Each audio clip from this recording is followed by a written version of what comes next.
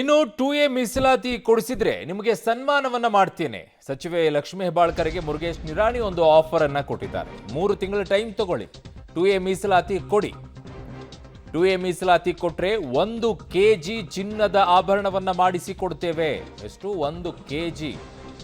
1 ಲಕ್ಷ ಜನರನ್ನ ಸೇರಿಸಿ ನಿಮ್ಮನ್ನ ರಥದಲ್ಲಿ ಮೆರವಣಿಗೆ ಮಾಡ್ತೀವಿ ಅಂತ ಬಾಗಲಕೋಟೆಯಲ್ಲಿ ಬಿಜೆಪಿಯ ರಾಜ್ಯ ಉಪಾಧ್ಯಕ್ಷ ಮುರುಗೇಶ್ ನಿರಾಣಿ ಅವರು ಈ ಆಫರ್ ಅನ್ನ ಕೊಟ್ಟಿದ್ದಾರೆ ಲಕ್ಷ್ಮೀ ಹೆಬ್ಬಾಳ್ಕರ್ ಅವರಿಗೆ.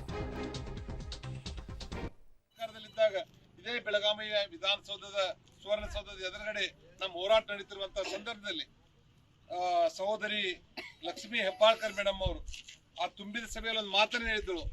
ಅಣ್ಣ, ನೀವು ಇವತ್ತು ಮಂತ್ರಿ ಆಗಿದ್ರಿ, ನಿಮ್ ಸರ್ಕಾರ ಇದೆ, ನೀವತ್ತ ಈ 2A ಮಾಡಿ ಕೊಟ್ರೆ ನಾನು ಬೆಳಗಾವಿಯಿಂದ ಖುದ್ದಾ ತಂದು ನಿಮಗೆ ಸನ್ಮಾನ ಮಾಡಿ ಬರ್ತೀನಿ ಅನ್ನೋಂಥ ಮಾತನ್ನ ಹೇಳಿದ್ರು.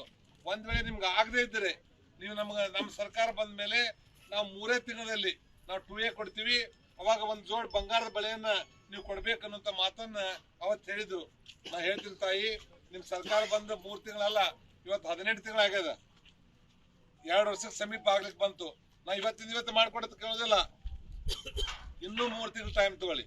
ಆ 3 ತಿಂಗಳು ಟೈಮ್ ತಗೊಂಡು ನೀವೇನು 1 ಜೊತೆ ಬಂಗಾರದ ಬಳೆ ನೀವು ಕೇಳಿದ್ರಿ, ನಾ 1 ಜೊತೆ ಬಂಗಾರ ಬಳೆ ಕೊಡಲ್ಲ, ನಿಮಗೆ 1 ಕಿಲೋ ಬಂಗಾರದ ಆಭರಣಗಳನ್ನು ಮಾಡಿಸಿ 1 ಲಕ್ಷ ಜನರನ್ನ ಸೇರಿಸಿ ನಿನ್ನ ಒಂದು ರಥದಲ್ಲಿ ಮೆರವಣಿಗೆಯನ್ನು ಮಾಡಿ ನಿಮಗೆ ಸನ್ಮಾನ ಮಾಡ್ತೀವಿ.